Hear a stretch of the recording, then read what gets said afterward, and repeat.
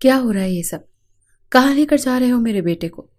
Pervez Hashmi police کو اندر گھستے دیکھ کر سب سے پہلے بولے تھے۔ آج ان کے بیٹے کا نکاح تھا، وہ بارات لے کر آئے تھے۔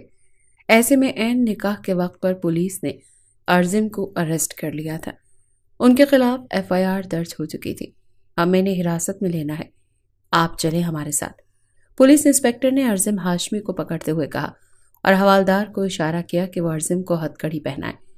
پر میرے بچے کا جرم کیا ہے؟ کیوں کر رہے ہیں آپ یہ سب؟ عرضم حیرانی سے اپنے ہاتھ میں پہنی ہتھ کڑی کو دیکھ رہا تھا۔ اس وقت اس کا دماغ بالکل معاف ہو چکا تھا۔ دوسروں کی بہن بیٹیوں کے ساتھ عشق و محبت کے بلند و بانگ دعوے کر کے انہیں اپنی محبت کے جال میں پھنسا کر پھر انہیں دھوکہ دے کر اپنے ہی خاندان کی لڑکی سے شادی کر لیتے ہیں۔ بھول جاتے ہیں کہ ان کا ایک چھوٹا سا عمل کسی کی جان بھی لے سکتا ہے۔ انسپکٹر غصے میں چلایا۔ پورے ہال میں سناٹا چھا گیا۔ آپ کے بیٹے کی وجہ سے ایک جیتی جاگتی لڑکی موت کے منہ میں چلی گئی ہے۔ شادی کی رونقیں عروج پر تھیں۔ پورے ہاشمی ہاؤس کو دلہن کی طرح سجایا گیا تھا۔ نازنین کی خوشی دیدنی تھی۔ آخر اس کو اس کا پیار مل رہا تھا، اس کے بڑے بابا کا بیٹا عرضم ہاشمی۔ اس کی زندگی اس کے جسم و جان کا مالک بننے جا رہا تھا۔ رات کو مہندی کی رسم ادا ہوئی تھی اور اس وقت صبح کا سورج چڑھتا ہاشمی ہاؤس کے در و دیوار چمکا رہا تھا۔ اس ہاشمی ہاؤس میں 2 خاندان بستے تھے اور کل ملا کر 8 افراد تھے، جن میں سے کچھ اس وقت خواب خرگوش کے مزے لوٹ رہے تھے، جبکہ اماں بھی قرآن پاک کی تلاوت کر رہی تھی۔ نازنین کی آنکھ بھی صبح سویرے ہی کھل گئی تھی۔ آج تو ویسے بھی بہت خاص دن تھا۔ آج اس کی بارات آنی تھی اور نکاح ہونا تھا۔ وہ نماز فجر ادا کرتی، اب درود شریف پڑھتی اماں بھی کے پاس آن ٹھہری، جو اسے نظر بھر کر نہیں دیکھتی تھی۔ اس کی خوبصورتی، اس کی پاکیزگی تھی، اس کا صاف شفاف من، اس کا شیشے کی طرح صاف دل اس کی خوبصورتی میں اضافہ کرتا تھا۔ وہ بہت خوش اخلاق اور فرما بردار تھی۔ تلاوت مکمل کرتی وہ قرآن مجید کو چومتی، غلاف میں رکھتی نازنین کو ایک نظر دیکھتی مسکرائی۔ کیا بات ہے، آج تو میری بچی مسکرائے جا رہی ہے۔ اماں بھی اپنی اس پوتی پر جان چھڑکتی تھی۔ اماں بھی، میرے جانے کے بعد کیا آپ مجھے یاد کریں گی؟ وہ ٹھوڑی کے نیچے ہاتھ ٹکاتے پوچھنے لگی۔ ارے بیٹا، تم تو دل میں رہتی ہو، اور کون سا دور گھر ہے عرضم کا، ایک دیوار ہی تو ہے بیچ میں۔ جب دل کرے گا بلوا لیا کروں گی، فکر نہ کرو۔ اماں بھی، جن کا اپنا دل تو پریشان تھا، لیکن وہ نازنین کو پریشان نہیں کرنا چاہتی تھی، اسی لیے اس کی ڈھارس بڑھائی۔ پر ایک نازنین تھی، اس کا دل آج نہ جانے کیوں گھبرا رہا تھا، جیسے کچھ غلط ہونے والا ہو، کچھ برا۔ نینی بیٹا، زیادہ نہ سوچو، آج کا دن بہت اچھا ہے اور اللہ تمہارے نصیب نیک کرے۔ ماشاءاللہ عرضم ایک اچھا اور فرما بردار بچہ ہے، تم دونوں کا جوڑ بہت اچھا ہوگا۔ ان کی دعا پر نازنین بے اختیار عرضم کو سوچتے ہوئے مسکرا دی۔ نازنین پہ بہت زیادہ روپ آیا تھا۔ دلہن بنی وہ ایک اپسرا لگ رہی تھی۔ میرون رنگ کے دلہن کے لباس میں اس وقت تیار ہوئی وہ الگ ہی چھپ دکھا رہی تھی۔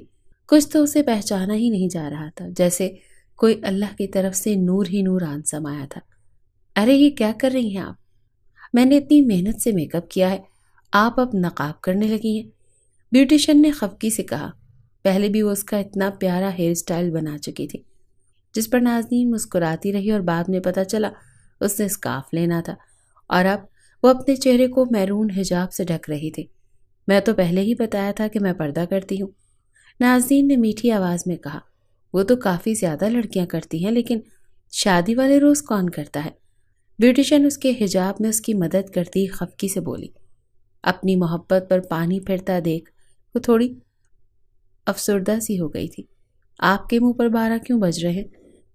آپ کے گھر والے اعتراض نہیں کریں گے کہ آپ نے خود کو پردے میں چھپا لیا، خاص کر آپ کے شوہر؟ اس کی بات پر نازنین اپنے نقاب کو آخری ٹچ دیتے مسکرائی۔ میرے لیے عورت کی خوبصورتی وہ ہے جو اس کے شوہر تک محدود رہے، اس خوبصورتی کو کوئی اور نہ دیکھے۔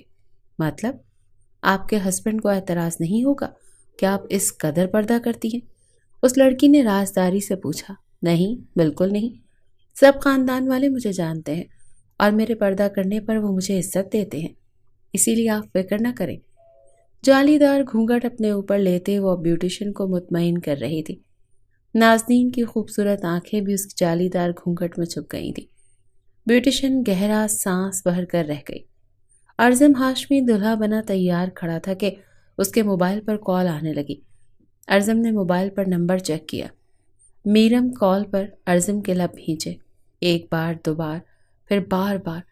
وہ لڑکی کال پر کال کیے جا رہی تھی۔ کیا مسئلہ ہے میرم؟ کیوں کر رہی ہو کال؟ ارزم غصے میں پھنکارا۔ تم مجھے چھوڑ کر کسی اور سے شادی نہیں کر سکتے ارزم، میں مر جاؤں گی۔ وہ روتے بلکتے بولے جا رہی تھی۔ تم مر جاؤ؟ تم جیسی بے شرم لڑکی سے ارزم ہاشمی کبھی شادی نہیں کرے گا، جس کے اندر سیلف ریسپیکٹ نام کی کوئی چیز ہی نہیں۔ ارزم نے انتہائی رکھائی سے جواب دیا تھا۔ تم مجھے نہیں چھوڑ سکتے ارزم، وہ بری طرح سے اس کی۔ میں نے تمہارے ساتھ کوئی کمٹمنٹ نہیں کی ہوئی جو تم مجھے یہ سب کچھ بول رہی ہو۔ آئندہ میرے نمبر پر فون مت کرنا، گو ٹو ہیل۔ وہ اتنا کہتا کال بند کر چکا تھا، لیکن دوسری طرف میرم اس کے الفاظ پر ایسی پینک ہوئی کہ اس نے اپنی کلائی ہی کاٹ لی۔ تم مر جاؤ، تم جیسی بے شرم لڑکی سے ارزم ہاشمی کبھی شادی نہیں کرے گا۔ وہ مر رہی تھی۔ اپنے خون سے اس نے فرش پر ارزم لکھا اور وہیں بے ہوش ہو گئی۔ بارات آ چکی تھی۔ آج دشمن جاں کو وہ کھونے والا تھا۔ بے زبان اور خاموش محبت کا یہی انجام ہوتا ہے۔ وہ سر جھٹکتا باہر آیا تھا۔ اب اس نے صرف چہرے پر جھوٹی مسکان سجانی تھی، اپنی ماں کی خاطر، جنہوں نے اسے اپنی خاموش محبت سے بری ذمہ ہونے کا کہا تھا۔ ہاشمی ہاؤس میں بی جان سب سے بڑی تھی اور یہاں بسنے والے ایک دوسرے سے محبت اور عزت کرتے تھے۔ بی جان کے 2 بیٹے تھے، جاوید ہاشمی بڑے اور پرویز ہاشمی چھوٹے بیٹے تھے۔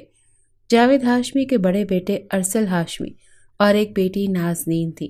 اس کی بیوی کی ڈیتھ ہو گئی تھی، جبکہ پرویز ہاشمی کے بڑے بیٹے ارزم ہاشمی، جس کی شادی نازنین سے ہو رہی تھی، اپنے والدین پرویز ہاشمی اور نور بی بی کا اکلوتا بیٹا تھا۔ نازنین اور ارزم دونوں ایک دوسرے کو پسند بھی کرتے تھے اور بڑوں کے فیصلے کے آگے سر تسلیم خم کرتے وہ انہیں عزت مان بخش گئے تھے۔ بی جان کی ایک بیٹی تھی، آمنہ بی بی، جو بیوہ ہونے کے بعد اپنے بیٹے آذر شاہ کو لے کر ہاشمی ہاؤس آن بسی تھی۔ وہ دونوں بھائیوں سے بے انتہا محبت کرتی تھی۔ دونوں بھائی بھی اپنی اکلوتی بہن آمنہ بی بی سے جان چھڑکتے تھے۔ آذر شاہ کو کبھی بھی انہوں نے اس کے باپ کی کمی محسوس نہیں ہونے دی، لیکن اس کے باوجود آمنہ بی بی نے ہمیشہ آذر کے ذہن میں یہی ڈالے رکھا کہ یہ گھر ان کا نہیں ہے، وہ اپنی محنت اور اپنے بلبوتے پر گھر بنائے گا، وہ اس کا اپنا گھر ہوگا۔ یہی وجہ تھی کہ جب آذر نے اپنی ماں سے نازنین کے لیے بات کی تو انہوں نے سختی سے منع کر دیا۔ وہ جانتی تھی کہ ان کو دونوں بھائی ایک دوسرے سے جوڑنا چاہتے ہیں۔ ارزم اور نازنین کا رشتہ ہو چکا تھا، اسی لیے آمنہ بی بی نے اپنے بیٹے آذر کو ایسا کچھ بھی کرنے سے منع کر دیا۔ وہ منع تو ہو گیا، پیچھے بھی ہٹ گیا، لیکن اپنی محبت سے کیسے دستبردار ہوتا؟ نازنین کو سوچنا کیسے چھوڑتا، جس نے صرف آج تک نازنین کی جھلک ہی دیکھی تھی؟ وہ اس لڑکی کا اسیر تھا، لیکن جس قدر شدت سے وہ نازنین سے محبت کرتا تھا، اللہ تعالیٰ نے اس کے لیے آزمائش بھی اتنی ہی بڑی لکھ دی تھی۔ وہ سب کے سامنے ہنستا مسکراتا، شادی کے ہر پل کو مسکراتا سہ رہا تھا، کسی کو بھی اپنے اندر کا درد محسوس نہیں ہونے دیا۔ لیکن آمنہ بی بی بہت اچھے سے جانتی تھی کہ ان کا بیٹا کس کرب سے گزر رہا ہے۔ وہ اس کے لیے صرف دعا ہی کر سکتی تھی۔ بارات کے آتے ہی نکاح کا مرحلہ شروع ہو گیا۔ اس لمحے نکاح کے گواہان میں آذر کا نام لکھا جانے لگا تو اس کا دل سخت دکھا، لیکن وہ باہمت مرد پھر بھی مسکرا کر آگے بڑھا۔ ابھی نکاح شروع ہوتا کہ 1 منٹ رک جائیں۔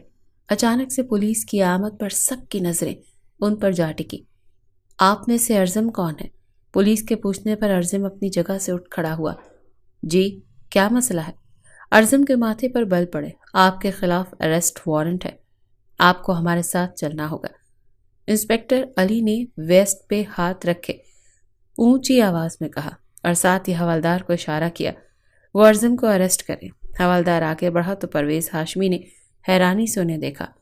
آپ میرے بیٹے کو کہاں لے کر جا رہے ہیں؟ پرویز ہاشمی کی بات پر وہ رکے تھے۔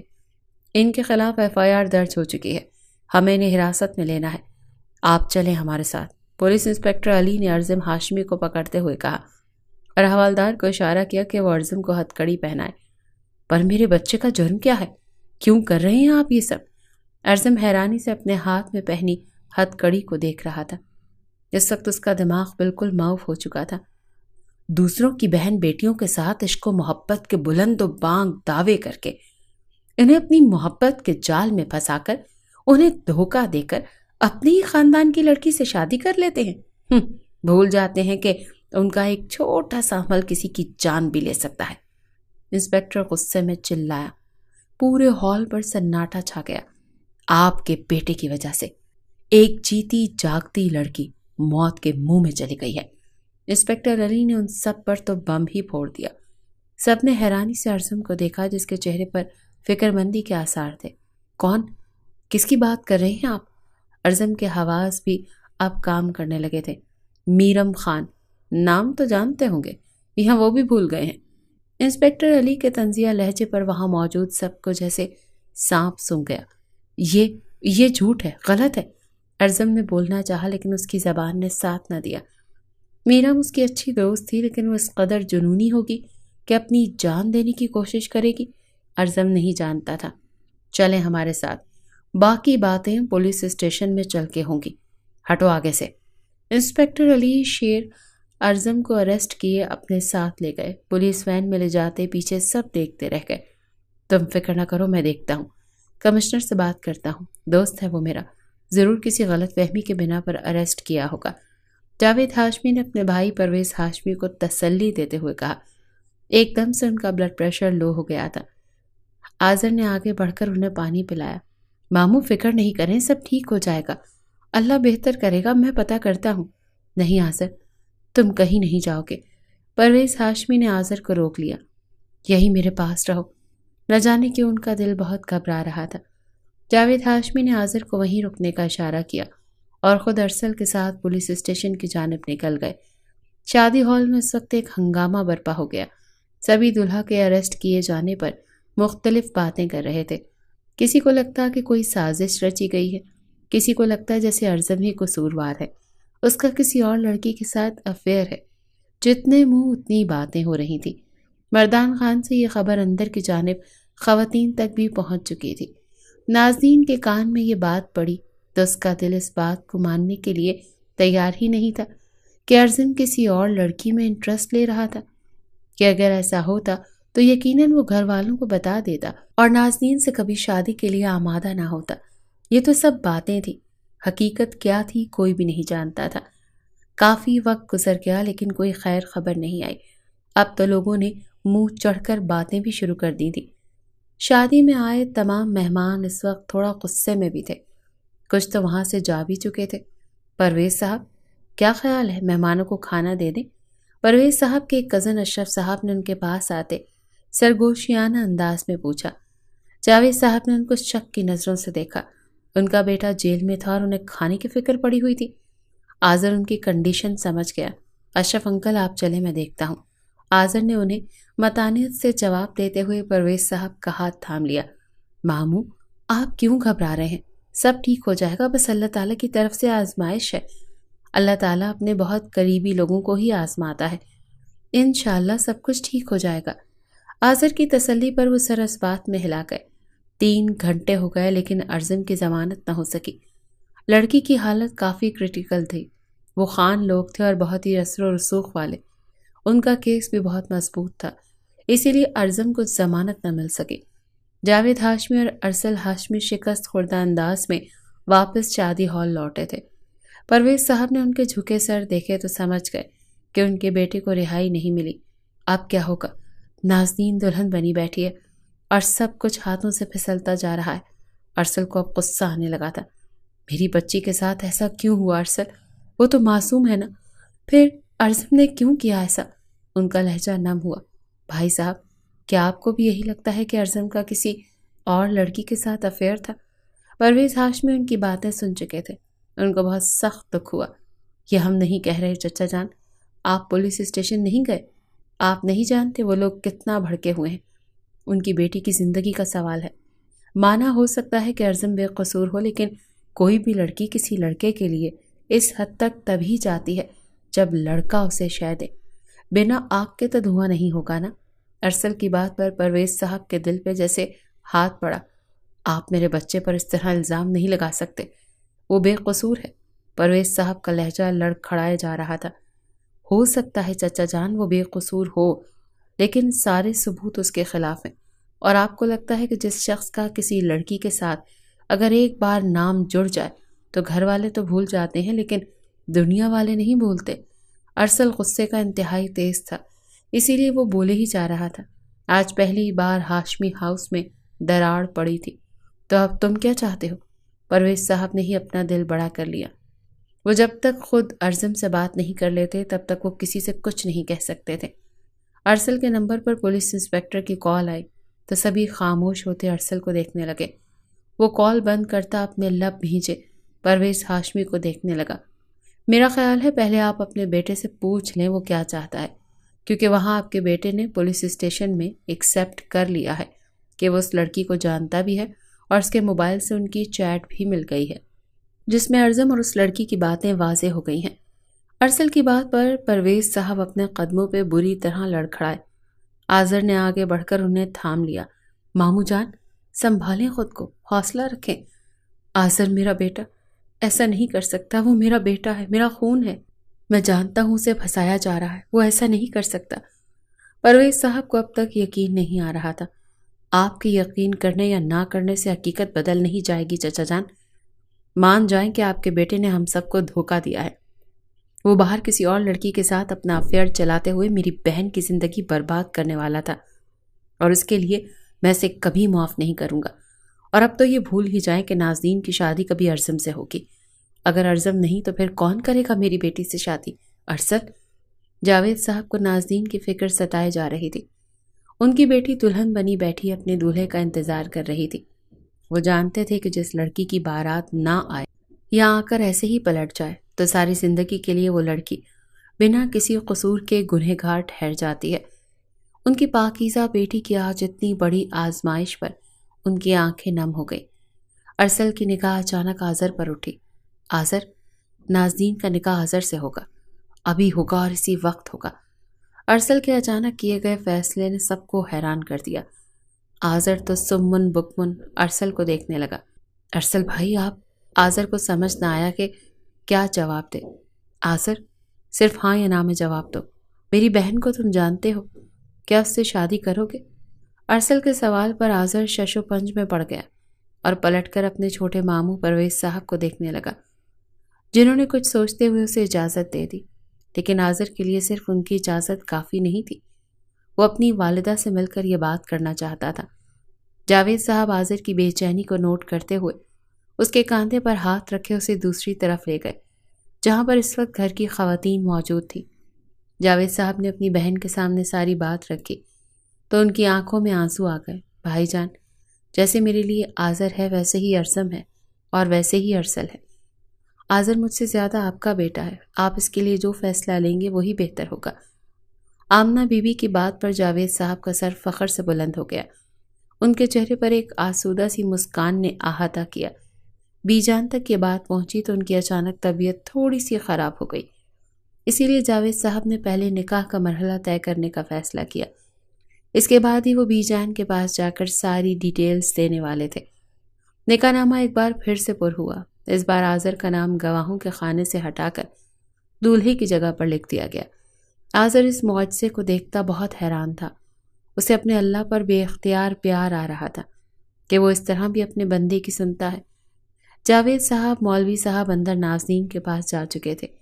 اب آذر کو ایک ہی ڈر تھا کہ کہیں نازنین انکار نہ کر دے۔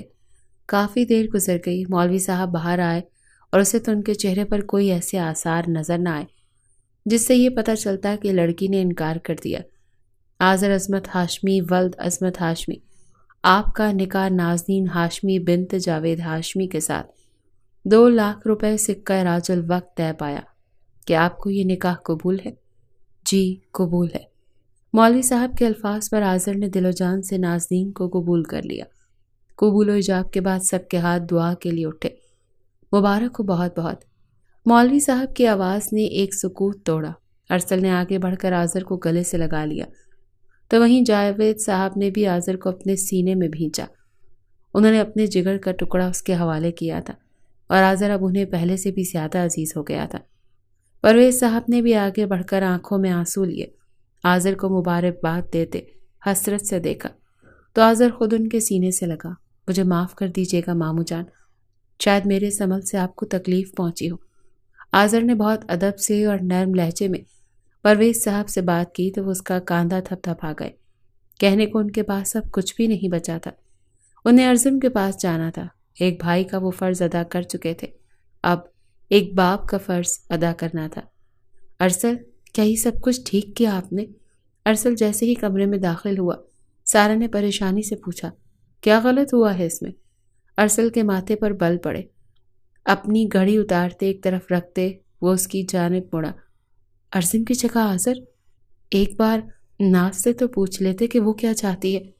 میری بہن کو میں اچھے سے جانتا ہوں، وہ ان میں سے نہیں جو ماں باپ کے فیصلوں کے خلاف جاتی ہیں۔ وہ فرما بردار بیٹی ہے۔ ارسل کی بات پر سارا کے لب بھیجے۔ اپنی گود میں سوئے 1 سالہ محراب کو بستر پر لٹایا تو اس کی آنکھوں میں پانی بھر گیا۔ صحیح کہا، وہ ایک فرما بردار بیٹی ہے اور کچھ میری طرح ہوتی ہے، اپنی منمانی کرنے والی۔ وہ محراب کے ماتھے پر لب رکھتے دھیرے سے بولتی اٹھ گئی تھی۔ اس کی آنکھوں سے آنسو بہتے اس کا بھرم توڑ رہے تھے۔ ارسل کا سر پہلے ہی دکھ رہا تھا، اوپر سے اب سارا کی باتیں۔ وہ مزید اپسٹ ہونے لگا۔ پلیز یار، ہر بات کا الٹا مطلب مت نکال لیا کرو۔ اس وقت میرا سر درد سے پھٹا جا رہا ہے اور تم… ارسل نے سر تھامے کہا تو سارا اس کی طرف مڑی۔ وہ صبح سے تمام معاملات کو سلجھاتا اس وقت بری طرح ڈسٹرب ہو چکا تھا۔ سارا کو اس کی فکر ہونے لگی تھی۔ اس کے سر پر ہاتھ رکھا تو اس کا ماتھا گرم تھا۔ آپ کو بخار ہو رہا ہے ارسل؟ ماتھا کتنا گرم ہے؟ سارا اپنا درد بھلائے اب اس کے پاس بیٹھی اس کا سر دبانے لگی۔ سارا کے نرم ہاتھوں کا لمس اس کے بھڑکتے دماغ کو پرسکون کر رہا تھا۔ وہ بیڈ گراؤنڈ سے سر تکیے کے اوپر رکھ گیا۔ میں آپ کے لیے چائے اور ٹیبلٹ لاتی ہوں ارسل۔ وہ فکر مندی سے بولی، نہیں، بس سر دبا دو۔ وہ اٹھنے لگی کہ ارسل نے اس کے ہاتھ تھامے واپس سر پر رکھ دیے۔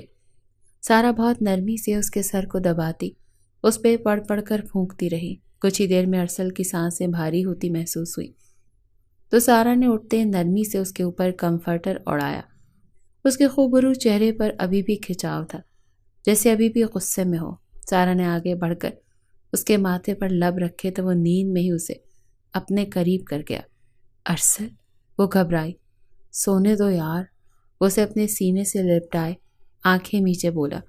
سارا کی نظروں نے اس کے چہرے کا طواف کیا اور وہ اسے دیکھتے کب خود بھی نیند کی وادیوں میں کھو گئی، پتہ ہی نہیں چلا۔ آپ کو سمجھ کیوں نہیں آتا انسپکٹر صاحب؟ میں کتنی دفعہ آپ سے بولوں کہ میرا میرم کے ساتھ صرف دوستی کا رشتہ ہے۔ وہ اس دوستی کے رشتے کو اور مہینے دے چکی ہے تو میں کیا کر سکتا ہوں؟ اس میں میرا کیا قصور ہے؟ ارزم کی باتیں سنتے ہوئے پرویز ہاشمی بھی سوچ میں پڑ گئے۔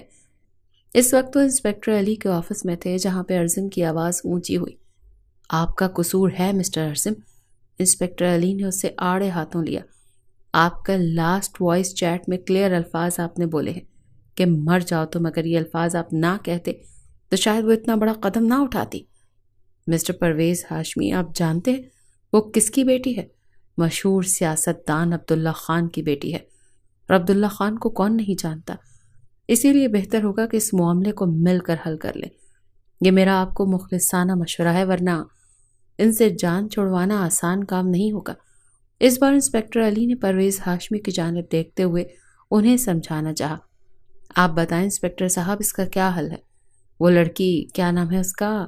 پرویز صاحب کچھ بولتے بولتے رکے تھے کیونکہ وہ تو لڑکی کا نام بھی نہیں جانتے تھے۔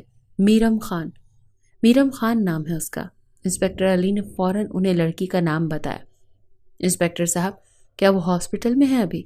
اگر اس کے گھر والے اجازت دیتے ہیں تو میں اس سے ملنا چاہتا ہوں، اور جو وہ لڑکی کہے گی وہی ہوگا۔ اگر ایسی بات ہے تو پہلے میں ان کے والد محترم سے بات کر لوں، اس کے بعد میں آپ کو بتا دیتا ہوں۔ ٹھیک ہے، انسپکٹر علی نے متانیت سے جواب دیا، جبکہ ارزم اپنے باپ کی جانب حیرت سے دیکھنے لگا۔ بابا، ایسا کیسے ہو سکتا ہے؟ اگر وہ لڑکی یہ کہہ دے کہ میں نے ارزم سے شادی کرنی ہے تو کیا آپ میری شادی اس سے کروا دیں گے؟ ارزم کی بات پر پرویز صاحب اپنی جگہ سے اٹھ کھڑے ہوئے اور اس کی جانب پیش قدمی کی۔ ہاں، کروا دوں گا، اور تمہیں کرنی پڑے گی ارزم، کیونکہ تمہارے پاس اب اور کوئی راستہ نہیں بچا۔ ایسا ناممکن ہے بابا، میں نازنین کے علاوہ اور کسی سے شادی نہیں کروں گا، ارزم سخت اور قطعی انداز میں بولا۔ کون نازنین؟ اس کا نام اپنی زبان پر مت لانا ارزم، اس کا نکاح ہو چکا ہے۔ پرویز صاحب نے کس دل سے یہ الفاظ کہے تھے یہ صرف وہی جانتے تھے، کیونکہ نازنین ان کو بھی بہت عزیز تھی۔ ان کی خواہش تھی کہ نازنین ان کی بہو بنے، لیکن رب کو شاید کچھ اور ہی منظور تھا۔ یہ آپ کیا کہہ رہے ہیں؟ میں یہاں پر ہوں تو نازنین کا نکاح کس سے ہو سکتا ہے؟ ارزم کو یقین نہ آیا۔ تمہارے ساتھ کسی اور لڑکی کا نام جڑ چکا ہے ارزم، اور یہ بات پورے خاندان میں پھیل گئی ہے، اسی لیے بھائی جان نے نازنین کا نکاح اظہر سے کر دیا۔ اس کی بات سنتے ارزم تو وہیں ایک کرسی پر ڈھہ سا گیا۔ اسے اپنی سماعت پر یقین نہ آیا، اس کے ساتھ اتنا بڑا حادثہ ہو گیا۔ کیسے کہہ دوں کہ مجھے چھوڑ دیا ہے اس نے؟ بات تو سچ ہے، پر بات ہے رسوائی کی۔ نازنین نے دل پہ پتھر رکھے نکاح کر لیا تھا۔ اسے سب سے زیادہ اپنے باپ کی عزت، ان کا مان عزیز تھا۔ یہی وجہ تھی کہ اس نے اپنے باپ کی عزت اور مان کو چنا۔ نکاح کے بعد اس نے اپنی آنکھیں بند کر لی۔ ارزم کی جگہ آذر کو دینا آسان نہیں تھا، لیکن ناممکن بھی نہیں تھا۔ رخصتی کے لمحے ہر لڑکی کی زندگی میں آنسو اور درد کی طرح پنپتے ہیں۔ آمنہ بی بی نے نازنین کا ہاتھ ایک لمحے کے لیے بھی نہیں چھوڑا تھا۔ وہ ہر تھوڑی دیر کے بعد اس کا ہاتھ اپنے ہاتھ میں لیے دباتی تھی اور اس کو چومتی تھی۔ ان کا اتنا پیار دیکھتے ہوئے نازنین کے دل میں جو تھوڑا بہت خوف تھا وہ بھی نکلتا گیا۔ وہ اللہ کے ہر فیصلے پر راضی ہونے والی، اللہ کی شکر گزار بندی تھی، اور اس کی یہی عادت سب کو پسند تھی۔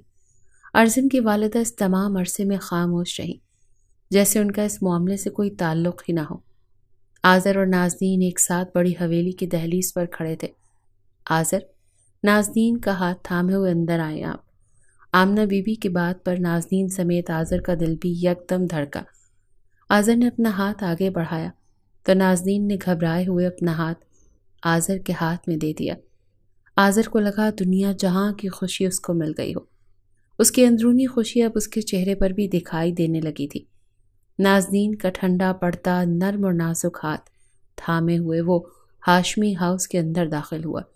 سب نے پھولوں کی پتیوں سے ان کا استقبال کیا۔ آمنہ بی بی دونوں کا ماتھا چومے انہیں اپنے ساتھ اندر لے آئیں۔ وہ دونوں سب سے پہلے بی جان کے کمرے میں ہی آئے تھے۔ آمنہ بی بی شکرانے کے نفل ادا کرنے کے لیے اپنے کمرے کی جانب بڑھ گئیں۔ ابھی تھوڑی ہی دیر ہوئی تھی کہ ارسل کی آنکھ لگی تھی کہ اسے باہر سے شور کی آواز سنائی دی۔ وہ اپنے پہلو میں سوئی ہوئی سارا پر ایک نظر ڈالتا، اس کا سر دھیرے سے تکیے پہ رکھتا، بہت احتیاط سے اٹھتا باہر نکلا تھا، جہاں اس نے پرویز صاحب کو اندر آتا دیکھا تھا۔ ان کے ساتھ ارزم اور ایک لڑکی کو دیکھ ارسل لب بھیجے سیڑھیاں نیچے اترا۔ بی جان نے انہیں اپنے پاس دیکھا تو اٹھ کر بیٹھ گئی۔ طبیعت خرابی کی وجہ سے وہ گھر آ گئی تھی، اور اس وقت ان کے سامنے ارزم کی جگہ آذر نازنین کے ساتھ دولہا بنا بیٹھا تھا۔ وہ دونوں کو دیکھے جا رہی تھی اور اللہ کے اس فیصلے پہ اللہ کو بہت محبت سے سوچ رہی تھی۔ یوں تو انہیں ارزم اور ارسل بھی بہت پیارے تھے، لیکن جو محبت انہیں آذر کے ساتھ تھی وہ کسی کے ساتھ نہیں تھی، اور ان کی یہ دلی خواہش تھی کہ نازنین اور آذر کی شادی ہو، اور اللہ تعالیٰ نے ان کی سن لی تھی۔ بی جان، کیا آپ مجھ سے ناراض تو نہیں ہیں؟ آذر نے بات کرنے میں پہل کی۔ ارے پگلے، میں کیوں ناراض ہونے لگی؟ میری دونوں جان کے ٹوٹے میرے سامنے رہیں گے ہمیشہ، میرے لیے تو یہ بہت بڑی بات ہے۔ انہوں نے دونوں کے ماتھے پر بوسہ دیا تھا۔ ابھی وہ یہیں بیٹھے تھے کہ باہر سے شور بلند ہوا۔ یہ شور کیسا ہے؟ بی جان نے آذر کی طرف پریشانی سے دیکھا۔ آپ یہیں رہیں، میں دیکھ کر آتا ہوں۔ آذر انڈائریکٹلی نازنین سے بھی کہتا باہر نکل گیا۔ آذر جیسے ہی باہر نکلا تو اس کے قدم وہیں پر تھم گئے۔ سامنے ارزم اور پرویز صاحب کھڑے ہوئے تھے۔ پرویز صاحب کے ساتھ ایک لڑکی تھی جس کی کلائی پر بینڈیج بندھی ہوئی تھی۔ پرویز صاحب اسے اپنے ساتھ سینے سے لگائے کھڑے تھے۔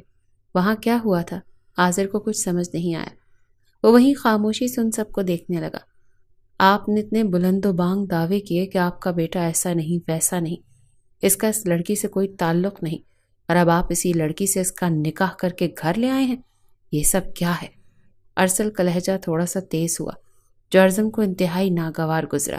اپنے ہاتھوں کی مٹھیاں بھینچے اس نے ارسل کی جانب دیکھا۔ ارسل بھائی، آپ کو کوئی حق نہیں ہے کہ آپ میرے بابا سے اس طرح سے بات کریں۔ اپنی بیٹی کا نکاح کر کے آپ نے مجھے قصوروار ثابت کر دیا ہے۔ اب بات یہیں ختم۔ میری ذات میں اب کوئی انٹرسٹ نہ لیں۔ میرے بابا کسی کو کوئی صفائی نہیں دیں گے۔ ارزم نے بھی سخت لہجے میں کہتے ایک غسیلی نگاہ سامنے کھڑے آذر پر ڈالی۔ چلو، تمہارے پاپا نہ سہی، تم تو صفائی دو گے نا، جو آج تمہاری وجہ سے ہمیں پورے خاندان کے سامنے شرمندگی اٹھانی پڑی۔ اس کے بارے میں تم کیا کہنا چاہو گے؟ ارسل اسے کسی بھی طرح سے بخشنے کے موڈ میں نہیں تھا۔ میں اپنے کردار کی یہاں سے کسی کو نہیں صفائی دوں گا۔ ایک وقت آئے گا کہ خود میری بے گناہی آپ سب کے سامنے ثابت ہو جائے گی، لیکن اس دن سوائے پچھتاوے کے کسی کے ہاتھ کچھ نہیں آئے گا۔ ارزم دکھ اور غصے سے کہتے ہوئے لمبے لمبے ڈگ بھرتا اپنے کمرے کی جانب بڑھ گیا، جبکہ پرویز صاحب نے اس چھوئی موئی سی لڑکی کی جانب دیکھا جو اپنی ایک کلائی تھامے ہراساں نظروں سے سب کی جانب دیکھ رہی تھی۔ آؤ میرے ساتھ بیٹا، اندر چلو۔ پرویز صاحب نے کسی کی بھی بات کا جواب دیے بنا میرم کو اپنے ساتھ لگائے اندر کی جانب بڑھے۔ ارسل نے پھر کچھ کہتا جاوید صاحب نے ارسل کا ہاتھ تھامے اسے روک دیا اور سر نفی میں ہلایا۔ وہ ان کے چھوٹے بھائی تھے اور اپنے چھوٹے بھائی سے وہ بے انتہا محبت کرتے تھے۔ ارزم کے اس عمل سے ان کی محبت میں کوئی فرق نہیں آیا تھا، اسی لیے وہ نہیں چاہتے تھے کہ ارسل اب مزید کوئی بھی سخت بات پرویز صاحب سے کہے۔ شاید یہ سب کچھ قسمت کو ایسے ہی منظور تھا۔ نازنین کو آذر کے روم میں پہنچا دیا گیا۔ وہ آذر کے بیڈ پہ لہنگا پھیلائے بیٹھی اسی کا انتظار کرتی، اپنے ہاتھ پیر ٹھنڈے ہوتے محسوس کر رہی تھی۔ آذر کے اندر قدم بڑھے تو وہ دل تھام گیا۔ جالی دار گھونگھٹ میں وہ اس کی دل کی ملکہ آج اس کی زندگی میں بھی شامل ہو گئی تھی، اور جتنے حق سے وہ اس کے بستر پر تھی، آذر کا جی چاہا وقت یہیں تھم جائے اور وہ یوں ہی بیٹھی رہے اور وہ اسے دیکھتا رہے۔ اس لمحے کو بہت ہی خاموشی سے آذر نے کیمرے میں قید کیا تھا۔ دھیرے دھیرے چلتا وہ نازنین کے پاس آیا، اس کے پاس ایک طرف بیٹھتے اس کا ہاتھ تھام گیا۔ نازنین نے نامحسوس انداز میں اپنا ہاتھ آذر کے ہاتھ سے چھڑا لیا۔ اس وقت وہ جس اندرونی خلفشار کا شکار تھی اسے کچھ سمجھ نہیں آ رہا تھا، اسی لیے آذر نے بھی بنا غصہ کیے بنا کچھ کہے اپنے قدم پیچھے ہٹا لیے۔ نازنین، آپ چینج کر لیں، بہت سنجیدگی سے کہتا خود کبرڈ سے اپنے کپڑے نکالتا باتھ روم کا رخ کر گیا۔ نازنین نے اپنا دل سنبھالتی اپنا جالی دار گھونگھٹ خود ہی ہٹا دیا۔ اس کی آنکھوں میں آنسو تھے لیکن لب خاموش تھے۔ وہ کیسے آذر کو ارزم کی جگہ دے پائے گی، اسے سمجھ نہیں آ رہا تھا۔ چند لمحوں میں نکاح نامے پہ ایک شخص کا نام بدل دیا گیا۔ اس نے کبھی ارزم یا آذر سے ہم کلام نہیں کیا تھا، لیکن وہ اس وقت آذر کو اپنے شوہر کے روپ میں قبول نہیں کر پا رہی تھی۔ آذر چینج کر کے واپس لوٹا تو مکمل پیکر حسن دیکھتا وہ انہی قدموں پر ٹھٹک کر رک گیا۔ آذر نے تو صرف سوچا تھا کہ وہ خوبصورت ہوگی، لیکن وہ تو مکمل سراپا حسن تھی، خوبصورتی کا مجسمہ تھی، ہاتھ لگائے میلی ہوتی وہ حسین پری جسے اللہ نے آذر کے نصیب میں لکھ دیا تھا۔ آذر نے اپنے جذبات پر قابو پاتے جائے نماز اٹھائے، شکرانے کے 2 نوافل ادا کیے۔ نازنین تو بس یکٹک اسے دیکھے جا رہی تھی۔ اے اللہ، تو نے میری محبت کو میرے نصیب میں لکھ دیا ہے، اس کے دل میں بھی میری محبت ڈال دے، آمین۔ وہ اللہ سے دعا کرتا جائے، نماز اٹھائے، بہت نارمل انداز میں چلتا ہوا نازنین کے پاس آیا۔ اماں نے آپ کے کپڑے رکھ دیے ہیں، آپ چینجنگ روم میں جا کر چینج کر لیں، رات کافی ہو گئی ہے۔ اب کی بار اس پر ایک نظر ڈالے وہ بہت دھیمے لہجے میں اسے کہہ رہا تھا۔ نازنین نے گہرا سانس خارج کیا۔ آذر، نازنین کے لبوں سے پہلی بار اپنا نام سننا آذر کو خواب سا لگا۔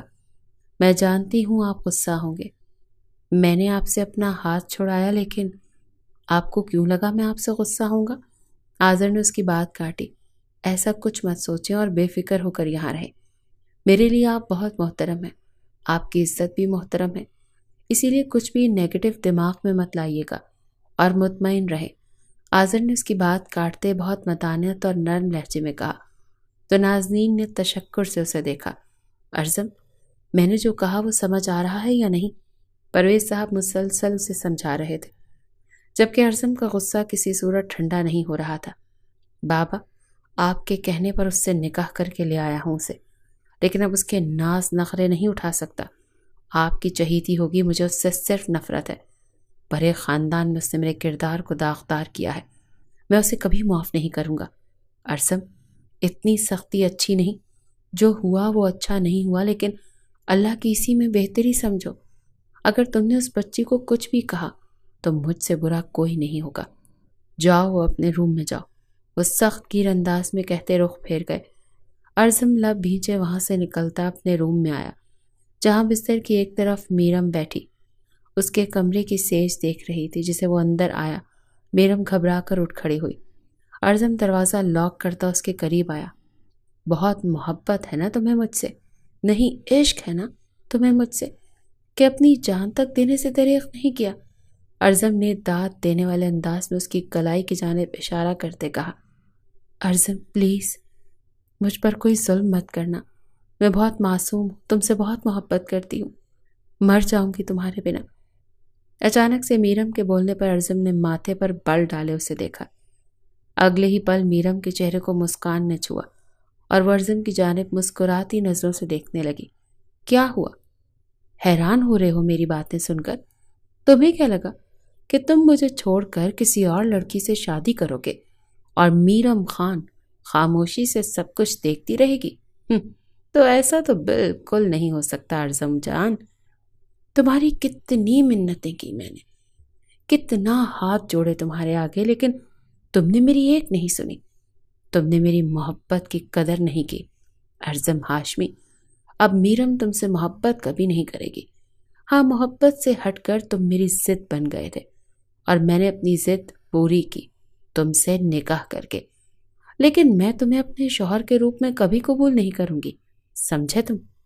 میرم اتنا کہہ کر آگے بڑھنے لگی کہ ارزم نے اسے بازو سے پکڑ کر اپنی جانب کھینچا۔ وہ سیدھا اس کے سینے سے آ لگی۔ اچھا، تو تمہیں لگتا ہے کہ میں تمہیں چھوڑ دوں گا؟ اپنا حق تو تم سے میں آج ابھی اسی وقت وصول کروں گا۔ ارزم نے اسے پیچھے بستر پر دھکا دیتے اپنی شیروانی اتار کر دور صوفے پر اچھالی۔ ارزم، دور رہو مجھ سے، پاگل ہو گئے ہو کیا؟ خبردار اگر مجھے چھوا بھی تو۔ محبت میں تو قریب آئے نہیں، نفرت میں قریب آئے تو میں تمہاری جان لے لوں گی، میرم چلائی تھی۔ اس کی چال تو کامیاب ہو گئی تھی، لیکن وہ ارزم کو ابھی اپنا آپ نہیں سونپنا چاہتی تھی۔ جس طرح اس نے اس کی محبت کو ٹھکرایا تھا، وہ بھی اسے اب تگنی کا ناچ نچانے کا ارادہ رکھتی تھی، لیکن شاید وہ ارزم کو بہت ہلکے میں لے گئی تھی۔ ارزم نے اس کی دونوں کلائیوں کا تھامتے اسے بستر کے ساتھ پن کیا۔ آؤچ! میرم کی کلائی پر درد کی ٹیسیں اٹھی جہاں اسے بینڈیج لگی تھی۔ اس کے درد سے سسکنے پر ارزم نے فوراً اس کی کلائی چھوڑی۔ اس کے چہرے پر درد کے آثار دیکھے، اسے لگا اس نے سب جھوٹ بولا ہے، تو اس کی کلائی کا زخم بھی جھوٹا تھا۔ ارزم نے بے یقینی سے اس کے چہرے کی جانب دیکھا۔ کیا میرم نے واقعی اس کے لیے اپنی جان دینے کی کوشش کی؟ اس بات کا یقین کرنے کے لیے وہ ذرا سا پیچھے ہوتا، اس کی بینڈیج اتارنے لگا۔ کیا کر رہے ہو؟ چھوڑو مجھے، میں نے کہا چھوڑو ارزم۔ ارزم اس کی بینڈیج کھول چکا تھا۔ اس کی کلائی پر زخم گہرا دیکھتا وہ حیران در حیران ہوا تھا اور پیچھے ہٹتا اٹھ بیٹھا۔ یہ کیا کیا تم نے؟ تم نے سوچ بھی کیسے لیا؟ تو تم نے خود کو تکلیف پہنچائی؟ پاگل ہو گئی ہو کیا؟ کون کرتا ہے یہ سب؟ ارزم کی بات پر میرم نے اپنی کلائی واپس پیچھے کھینچی۔ تمہیں کیا لگا میں جھوٹ بول رہی تھی؟ میرم کی آنکھوں میں شکوہ تھا۔ ارزم اب بھی حیرت سے اسے دیکھ رہا تھا اور وہ اپنی آنکھوں میں آنسو لیے اٹھتی ڈریسنگ ٹیبل کی جانب بڑھی۔ ایک ہاتھ سے دراز کھولتے وہ اب غصے سے فرسٹ ایڈ باکس ڈھونڈ رہی تھی۔ ارزم اپنی جگہ سے اٹھتا کبر سے فرسٹ ایڈ باکس نکالتا اس کے لیے بستر پر آیا۔ چھوڑو مجھے، میں خود کر لوں گی، وہ نروٹھے انداز میں بولی۔ چپ کر جاؤ، جو تم نے کیا ہے نا اس کے بعد اب مزید کچھ بھی کرنے کی ضرورت نہیں ہے تمہیں۔ وہ اسے غصے سے لتاڑتے اس کی کلائی پر بہت آرام اور احتیاط سے بینڈیج کرنے لگا۔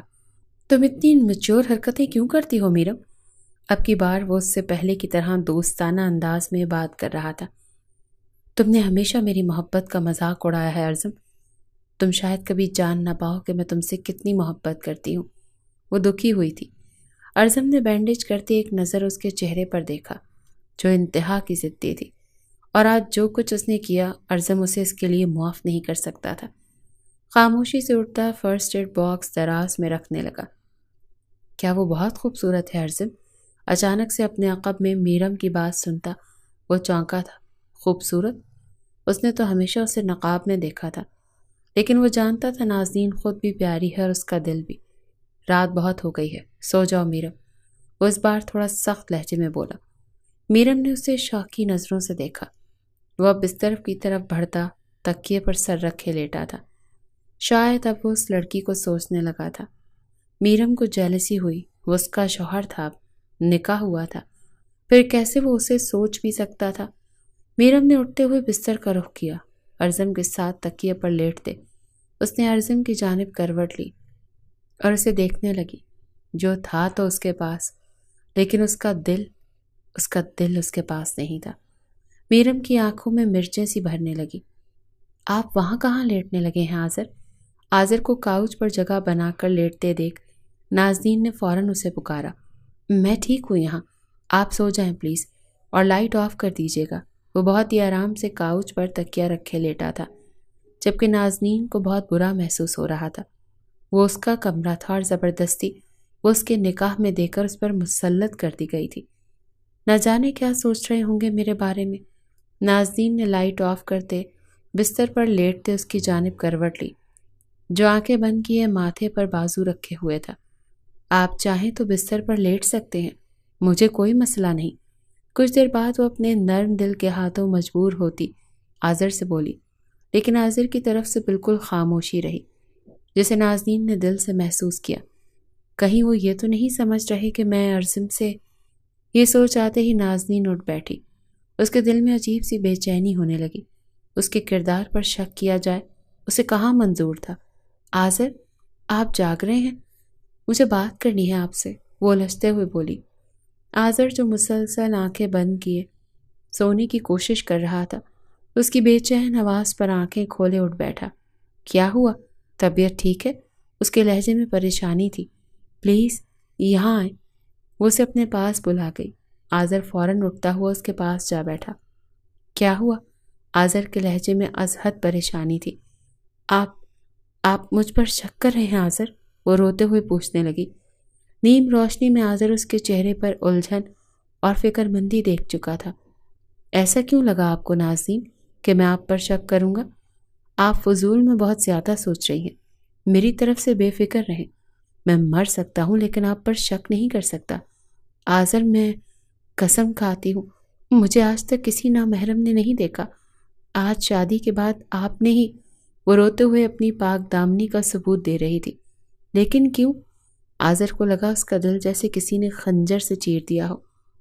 میرے دل میں بھی کبھی نامحرم کے لیے کوئی جگہ نہیں تھی آذر، یہی وجہ ہے کہ نکاح ہوتے ہی آپ کو اپنا سب کچھ مان لیا۔ پلیز آپ کبھی… نازنین، آذر نے اسے ٹوکا، اس قدر بدگمانی مجھ سے؟ ایک ہی گھر میں رہتے ہیں ہم، اور آپ مجھے جانتی نہیں کیا؟ میں اتنا انجان ہوں آپ سے؟ کیا آپ مجھے اپنی پاک دامنی کی یوں صفائیاں دیں؟ آپ مجھے تکلیف پہنچا رہی ہیں نازنین، وہ اسے متانت سے سمجھاتے بولا تھا۔ اگر آپ کو یقین ہے مجھ پر تو آپ یہاں بستر پر کیوں نہیں آئے؟ وہ بچوں کی طرح اس سے پوچھتی اسے حیرت میں ڈال گئی۔ اچھا، کیا یہ میرے یقین کرنے کا ثبوت ہوگا؟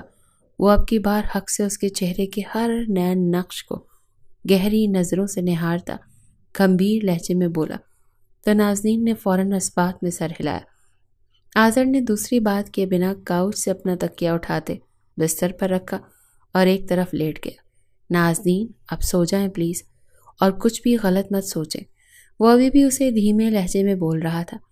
نازنین اس کے ساتھ لیٹی اس کی جانب ایک نگاہ کرتی دھڑکتے دل سے اسے دیکھنے لگی۔ دل کی عجیب سی کیفیت ہونے لگی تھی۔ وہ اس کا مجازی خدا تھا، اس پہ ہر طرح کا حق رکھتا تھا، پھر بھی جتا نہیں رہا تھا۔ کیا اپنے رب کی بارگاہ میں وہ گنہگار ہو رہی تھی؟ ایک بار پھر نازنین کو بے چینی ہونے لگی۔ اس نے آذر کا ہاتھ تھاما تو آذر کے پورے جسم میں کرنٹ سا دوڑ گیا۔ وہ اسی لیے تو بستر پر آنا نہیں چاہتا تھا۔ اس کے لیے یہ لڑکی اس کی خلوت میں بہت بڑا امتحان بن چکی تھی۔ مجھے پانی پینا ہے آذر، وہ بار بار اسے نام سے پکارتی، اس کے لیے مشکلیں کھڑی کر رہی تھی۔ اس کے لبوں سے اپنا نام آذر کو اور ہی دنیا میں لے جاتا تھا۔ خاموشی سے پاس پڑے جگ سے گلاس میں پانی انڈیل کر اسے دیتے۔ اب کی بار وہ نظریں پھیر گیا۔ پانی پیتے اس کا حلق تر ہوا تو وہ کچھ بولنے کے قابل ہوئی۔ آپ مجھ سے اپنا حق لے سکتے ہیں آذر، نازنین نے آنکھیں میچے فوراً سے کہہ دیا۔ رات کا نہ جانے کون سا پہر تھا کہ اچانک ارزم کی آنکھ کھلی۔ اسے محسوس ہوا وہ بستر پر اکیلا نہیں۔ اس نے آنکھیں جھٹ سے کھولی تو میرم اس کے سینے پر سر رکھے چھوٹے چھوٹے سانس بھرتی گہری نیند میں تھی۔ وہ اس سے ایسے چپکی ہوئی تھی جیسے ارزم کہیں بھاگنے والا تھا۔ ارزم ذرا سا پیچھے ہوا تو وہ بھی مزید کسمساتی اس کے ساتھ چپکی۔ ارزم کے حلق میں کانٹے سے چبھنے لگے۔ وہ اسے اچھی لگتی تھی، ہمیشہ ایک دوست کی نظر سے دیکھا اور چاہا، لیکن کبھی شریک حیات کے حوالے سے اسے نہیں سوچا۔ پر اللہ تعالیٰ نے اسے اس کے لیے چن لیا۔ وہ یہی سوچے جا رہا تھا۔ نیند تو جیسے آنکھوں سے کوسوں دور ہو گئی تھی۔ نہیں اللہ نہیں، اللہ نے تو نازنین کو چنا تھا میرے لیے۔ سب برباد کر دیا اس لڑکی نے۔ اچانک سے ارزم کو غصہ آنے لگا اور اس کا ہاتھ دور جھٹکا، لیکن نیند میں ہی میرم نے واپس ارزم کو زور سے ہک کیا تو ایک پل کو ارزم کا دل دھڑکنے لگا۔ وہ مزید اس کے ساتھ چپکتی صحیح معنوں میں اس کی آزمائش کر رہی تھی۔ آپ کیا کہہ رہی ہیں نازنین؟ ہوش میں تو ہیں آپ؟ آذر کو اب کی بار اس کی بات پر غصہ آیا تو وہ سہم کر اسے دیکھنے لگی۔ آپ کو لگتا ہے میں نفس کا غلام ہوں؟ آذر اس کی بات پر شاید زیادہ بری لگی تھی۔ نہیں آذر، آپ کا حق ہے، میں گناہ گار نہیں۔ چپ رہے نازنین، آپ ایسی باتیں کر کے مجھے تکلیف دے رہی ہیں۔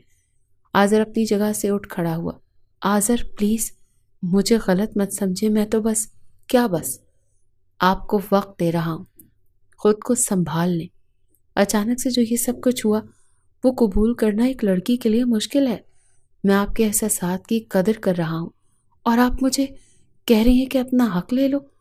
آپ کی یہ سوچ ہے میرے لیے؟ تو مجھے صرف افسوس ہے نازنین، وہ دکھ سے کہتا واپس کاؤچ کی جانب بڑھا کہ نازنین کے رونے پر اس کے قدم تھم گئے۔ اب آپ ایسے روئیں گی تو مجھے زیادہ تکلیف ہوگی، آذر نے بے بسی سے کہا۔ آپ مجھے رلا رہے ہیں آذر، وہ بھی شادی کی پہلی رات جب سب شوہر اپنی بیویوں کو منہ دکھائی دیتے ہیں۔ آپ مجھے آنسو دے رہے ہیں، وہ آنسو ضبط کرتی بولی۔ آذر نے دل کے ہاتھوں مجبور ہو کر آگے بڑھ کر اس کے آنسو پہنچے۔ مجھے نہیں پتا تھا کہ میری دلہن کا دل اتنا نازک ہوگا۔ میں ایسی ہی ہوں۔ نازنین نے سو کرتے پلکیں اٹھائے آذر کو دیکھا۔ کیا میں آپ کو اچھی نہیں لگی؟ وہ اس قدر معصومیت سے پوچھ رہی تھی کہ آذر کو اپنے دل کی دھڑکن باغی ہوتی محسوس ہوئی۔ میری آنکھوں میں آپ کو اپنے لیے کیا دکھائی دیا ہے نازنین؟ وہ دھیرے سے اس کی کمر میں ہاتھ ڈالے، اب جھٹکے سے قریب کرتا اس کے 14 طبق روشن کر گیا۔ دل میں ایک دم سے دھڑکن کی رفتار بڑھا دی تھی۔ 120 کی رفتار سے دوڑتی اس کی دھڑکنیں آذر بخوبی محسوس کرتا زیر لب مسکرایا۔ وہ تو اسے رعایت دینے کے چکر میں تھا، لیکن وہ رعایت لینا ہی نہیں چاہتی تھی۔ اس کا یوں قریب آنا، باتیں کرنا، حق جتانا، یہ سب کچھ آذر کو اپنے خول میں زیادہ دیر بند نہ رکھ سکا۔ مجھے نہیں پتا، وہ اس کے سینے پہ دونوں ہاتھ رکھے شرمائے ہوئے انداز میں پلکیں جھکاتے ہوئے بولی۔ آذر نے اس کی ٹھوڑی کے نیچے انگلی رکھے اس کا چہرہ اوپر اٹھایا اور اس کی آنکھوں میں دیکھتے ہوئے اس کے ماتھے پر عقیدت سے بھرا بوسہ دیتا اپنے پیار کی پہلی مہر ضبط کر گیا۔ نازنین کی پلکیں جھکی تھی، دل کے تار بجے تھے۔ وہ ان لمحوں کے زیر اثر تھی۔ منہ دکھائی چاہیے یا پھر کیا آج کی رات رعایت مل جائے گی؟ وہ بولا بھی تو کیا؟ نازنین نے اسے شوقی نظروں سے دیکھا تو آذر کا قہقہا بلند ہوا اور کھینچ کر اسے اپنے گلے سے لگایا۔ یار آپ بہت ہی معصوم ہو اور اس سے بھی زیادہ نازک، میری شدتوں کو سہن نہیں کر پاؤ گی۔ شدت سے سینے سے لپٹائے وہ گھمبیر لہجے میں بولا تھا۔ نازنین کے چہرے پر ایک شرمیلی سی مسکان سج گئی تھی۔ اس کے ماتھے کے ساتھ ماتھا جوڑے وہ ان لمحوں کو اپنی پاکیزہ محبت کے ساتھ محسوس کر رہا تھا۔ تم دور ہو کر نہیں سو سکتی؟ ارزم نے غصے سے میرم کو خود سے دور کرتے ہوئے تکیے پہ پٹخا کہ میرم کی آنکھ کھل گئی۔ شادی اس لیے نہیں کی کہ دور ہو کے سوئیں۔ میرم نے آگے بڑھ کر اس کے بازو کو تکیے پر رکھا اور اپنا سر اس کے کاندھے پر رکھا، اپنا ایک بازو اس کے سینے پر پھیلائے پھر سے آنکھیں بند کر کے سونے لگی۔ اس کا اتنا حق جتانا ارزم کے دماغ میں شعلے بھر گیا۔ نزدیک آؤ گی نا تو جل جاؤ گی، اگر اپنی خیر چاہتی ہو تو دور رہو مجھ سے، ارزم نے خود دور ہوتے ہوئے اس سے سرگوشی کے سے انداز میں کہا۔ میرم نے دھیرے سے سر اٹھائے ہوئے اپنی بوجھل پلکیں ارزم کے چہرے پر ٹکائیں۔ مجھے ڈرا رہے ہو؟ میرم خان کو؟ خانوں کی بیٹی ہوں، کوئی عام لڑکی نہیں۔ تمہارے دہکتے شعلوں میں اگر میں جلوں گی نا تو تمہیں بھی جلا کر راکھ کر دوں گی۔ کسی خوش فہمی میں مت رہنا، میرم خان نام ہے میرا۔ میرم نیند سے بند ہوتی آنکھوں کے باوجود اسے دھمکیاں دینے سے باز نہ آئی۔ تم ایسی باتیں کر کے مجھے اکسا نہیں سکتی۔ تم نے جو کیا ہے میں اسے کبھی معاف نہیں کروں گا۔ تمہاری وجہ سے پورے خاندان میں میری بے عزتی ہوئی ہے، تمہاری وجہ سے میں جیل گیا ہوں میرم، اور تمہیں ذرا سی بھی شرمندگی نہیں؟ میں اس وقت کو کوستا ہوں جب میں نے تم سے دوستی کی، اور آج وہ دوستی میرے گلے کا پھندا بن گئی۔ ارزم کے خیالات سنتے میرم کی آنکھوں میں آنسو بھرنے لگے، لیکن وہ ایک مضبوط لڑکی تھی، ایک بار جو ٹھان لیتی تھی وہ پھر پیچھے نہیں پلٹتی تھی۔ ہاں، اب گلے کا پھندا سمجھو یا گلے پڑا ڈھول، ساری زندگی ہی بجانا پڑے گا۔ اتنا کہتے وہ پھر سے اسے اپنے قریب کرتے، اس کے سینے پر سر رکھے آنکھیں موند گئی۔ ارزم نے اپنا سر تکیے پر گرایا، گہرا سانس بھرا۔ مطلب اس لڑکی کو کچھ بھی کہہ دو اسے فرق نہیں پڑ رہا تھا، اسی لیے ارزم نے خاموشی سے اپنی آنکھیں میچ لی۔ صبح کا سورج ہاشمی ہاؤس کی در و دیوار کو چمکا رہا تھا۔ آذر نے فجر کی نماز ادا کرتے گارڈن میں واک کی تو نازنین بھی فجر کی نماز ادا کرتی اس کے پاس نیچے گارڈن میں چلی آئی۔ آذر اسے دیکھتے مسکرایا۔ اس وقت زیادہ تر لوگ سو ہی رہے تھے، اور جو جاگے تھے وہ نماز ادا کر کے پھر سے سو گئے تھے۔ آپ 5 وقت کی نماز پڑھتے ہیں؟ نازنین نے اشتیاق سے پوچھا۔ اس وقت وہ آسمانی رنگ کے سادہ سے سوٹ میں سر پہ حجاب لیے ہوئے اس کے سامنے کھڑی تھی۔ اس کا چہرہ کسی بھی میک اپ سے پاک 14ویں کے چاند کی طرح دمک رہا تھا۔ آذر نے کیسے کل سے اپنے جذبات پر قابو پایا ہوا تھا، یہ بس وہی جانتا تھا۔ الحمدللہ مسلمان ہوں، فرض ہے مجھ پر۔ وہ اس کو ایک نظر دیکھتا اب نظریں پھیر گیا۔ وہ اسے جی بھر کے دیکھنے سے بھی ڈرتا تھا۔ مجھے خوشی ہوئی، اکثر لوگ کام کا بہانہ بنا کر نماز چھوڑ دیتے ہیں نا۔ وہ اس سے فرینک ہو کر بات کر رہی تھی، اور یہ اعتماد آذر کا ہی بخشا ہوا تھا۔ آذر کی محبت کو اس نے دل سے محسوس کیا تھا۔ اس کا اچھا پن نازنین کو اسے چاہنے پر مجبور کرنے لگا تھا۔ وہ عام مردوں کی طرح بالکل نہیں تھا۔ کتنا تحمل مزاج اور ٹھہراؤ تھا اس کے اندر کہ نازنین اس کی اسیر ہونے لگی تھی۔ میرے خیال میں ہر کام اپنی جگہ ہی اچھے لگتے ہیں، اور جو فرض ہو وہ ادا ہو تو زندگی پرسکون ہو جاتی ہے، اور نماز تو کسی بھی حال میں معاف نہیں۔ آذر نے اسے سنجیدگی سے جواب دیا۔ I am impress mister Azar Hashmi. وہ اس کی جانب دیکھتی مسکرائی تھی۔ پر میں آپ کو امپریس نہیں کر رہا مسز نازنین آذر ہاشمی۔ اب وہ بھی اس کی جانب مڑتا، سینے پر ہاتھ باندھے دل کے ہاتھوں مجبور ہوتا اسے پورے استحقاق سے دیکھنے لگا۔ تبھی آذر کی نگاہ نازنین کے پیچھے سامنے اوپر کی جانب اٹھی، جہاں کھڑکی سے ارزم انہیں ہی گھوریاں ڈال رہا تھا۔ آذر کے چہرے پر یکدم سنجیدگی چھا گئی۔ نازنین، چہرے کا نقاب کر لیں، آذر نے ارزم کو دیکھتے ہی سنجیدگی سے کہا۔ تو نازنین نے بنا کوئی دوسرا سوال کیے اپنے حجاب سے اپنا چہرہ ڈھک لیا۔ چلے اندر چلتے ہیں۔